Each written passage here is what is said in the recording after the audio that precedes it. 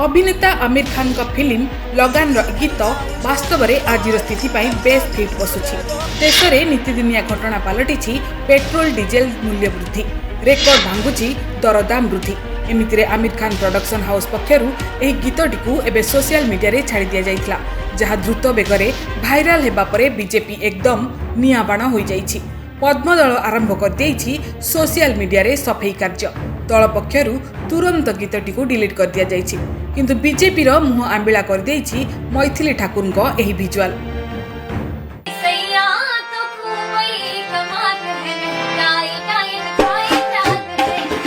कुहा जाए जहाको मनीष लुचाइबा को चेष्टा करे दुनिया ताहाको ही अधिक देखिबा को चाहे। बीजेपी सहित सेया ही होइछि। अति चालाकी करी केंद्र सरकार किस्ती रे पेट्रोल डीजेल दर बढ़ाउछंती, जेमिति जनसाधारण को जोर का झटका धीरे धीरे लागिबो।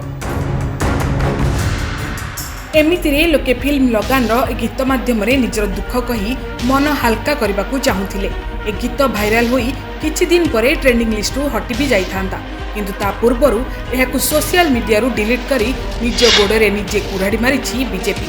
यूजर माने एबे खोजी खोजी एही गीतर सबु विजुअल बेसी भाइराल करूछंती, जहा फलरे मैथिलींकर ए विजुअल मध्य सम्मुखକୁ आसीछि। केवल मैथिली काहेकि निजे पीएम मोदी मध्य एही गीतर ताळे ताळे मजा नेउतबार वीडियो को खोजी बाहर करछंती यूजर्स। हर महीना उछले पेट्रोल डीजल का भी उछले रोल, सगर भाई के काहे बोल। मनमोहन सिंह जी की सरकार ने इस गाने को बैन नहीं किया था, तो मोदी सरकार ने क्या किया, गाने को डिलीट कराना, तो सोशल मीडिया पोस्ट से उस गाने को डिलीट करवा दिया गया। 11 दिन रे 7 टंका 50 पैसा बढ़िलानी पेट्रोल दर। इंधन को नहीं देश में हाहाकार स्थिति।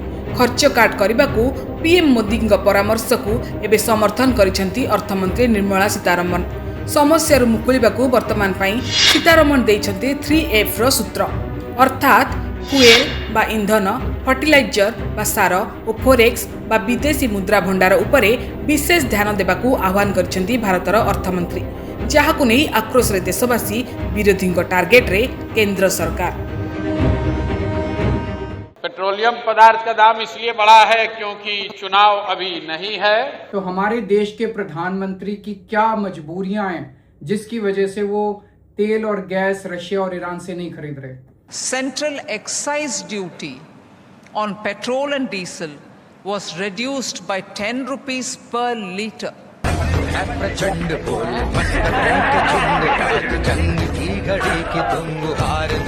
दिने निजे तैयारी करथिबा भूल भुलैयारे एबे फसी जाइछन्ती प्रधानमंत्री। जे मुद्दा को नहीं दिने पूर्व सरकार को घेरिथिले एबे सेही मुद्दा तांका सम्मुखरे भस्मासुर होई छिड़ा होईछि। सोशल मीडिया यूजर खोजी खोजी बाहर करछन्ती मोदी का एही पुराना वीडियो। जिस प्रकार से पेट्रोल के दाम बढ़ा दिए, देश की जनता के अंदर भारी आक्रोश है और इसके कारण और भी चीजों पर बहुत बड़ा बोझ होने वाला है।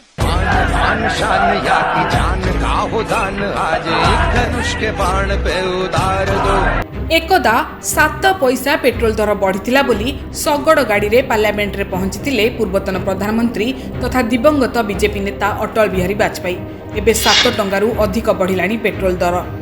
खर्च काट्र पाठ पढ़ी मोदी कैबिनेट मंत्री और बीजेपी नेता माने मेट्रो, बस और साइकेल रे यातायात करिवार विजुअल छाड़ुछंती। एबे मोदी पदक्षेप को अपेक्षा। Bureau report, Odisha days.